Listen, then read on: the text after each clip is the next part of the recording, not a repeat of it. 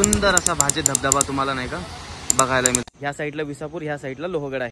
Explore कर आणि आज नंबर आहे तो म्हणजे लोहगडाचा। आणखी आपण विसापूरचं पण आपल्या डोक्यात आहे आजच, आणि नंतर जाणार आहोत कोणते म्हणजे उंबरखिंडीकडे। हे महादेव मंदिर आहे, शूज वगैरे काढून दर्शन वगैरे घेऊ। परत एकदा दोघा जणांना पण आपण सबस्क्राईब करायला लावणार आहे।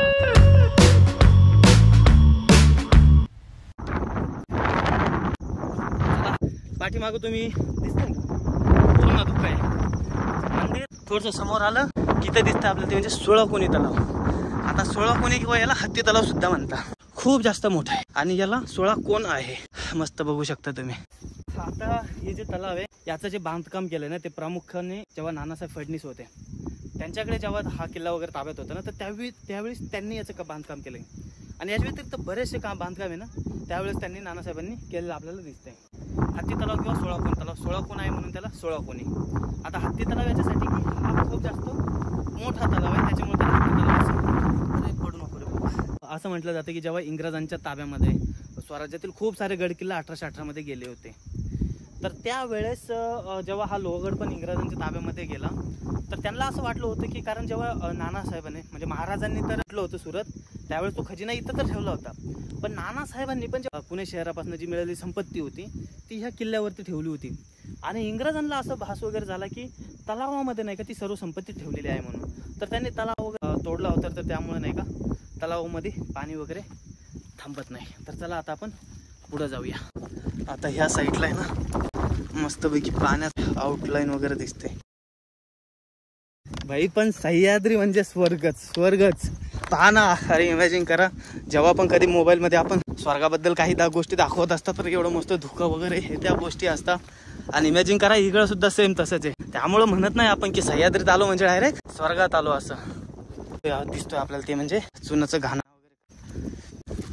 साईडला पण मस्तपैकी आपल्याला एक पाण्याचं टाकं दिसून राहिलेलं आहे। ह्या साईडला जाऊया, हे खूप सारे पाण्याचे टाके, एकच नंबर बाप्पा।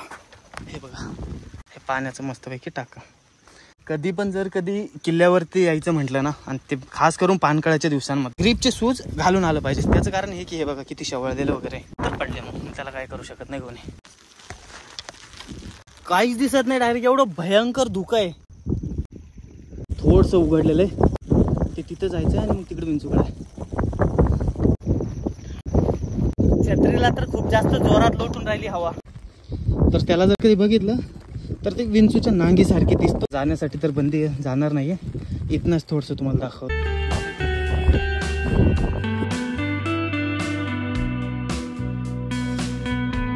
आता आपण हे नाही का ह्या ठिकाणी म्हणजे जिथनं नाही का विंचूकडा चालू होतो। आता इथं येण्याचं आणखीन एक मेन कारण म्हणजे नाही का हा जो लोहगड किल्ला आहे ना हा 2 खोऱ्यांमध्ये विभाजतो माहिती का। ह्या साईडला दिसतंय का पवना डॅम वगैरे, हा आहे पवना खोरं, आणि ह्या साईडला उजव्या साईडला जर बघितलं तर हे आहे इंद्रायणी खोरं। आणि जर कधी समोरच्या साईडला म्हणजे विंचूकडा आहे का त्याच्यात थोडंसं 45 डिग्री जर कधी लेफ्ट साईडला तिकडे समोर बघितलं तर तिकडे आहे ती म्हणजे उंबरखिंड, जेथे महाराजांनी स्वतः युद्धक्षेत्रात उतरून नाही का कारतलब खानाची फजिती केली होती। तर तिथं पण जाणारच आहे आपण। तर हे असं 2 खोरे, इकडे नाही का तुंग तिकोना बरेचसे किल्ले सुद्धा दिसतात आपल्याला। इथं काहीतरी विंचूगडाबद्दल माहिती दिलेली तुम्ही बघू शकता। हे बघा हा छोटासा व्हिडिओ मला कसा वाटला हे कमेंट सेक्शन मध्ये नक्कीच सांगा। मागील जर कधी तुम्ही एपिसोड बघितले नसतात तर ते बघा, आणि पुढील सुद्धा एपिसोड नाही का डेली सकाळी 10 वाजेला येणार आहे, तर त्यांना सुद्धा नक्कीच बघा। आणि जर कधी चॅनलला आतापर्यंत सबस्क्राईब नसेल केलं तर चॅनलला सुद्धा सबस्क्राईब करा, व्हिडिओला लाईक करा, हाईपचं बटन असेल तर त्या बटनाला सुद्धा क्लिक करा। तर चला भेटूया मग पुढील एपिसोड।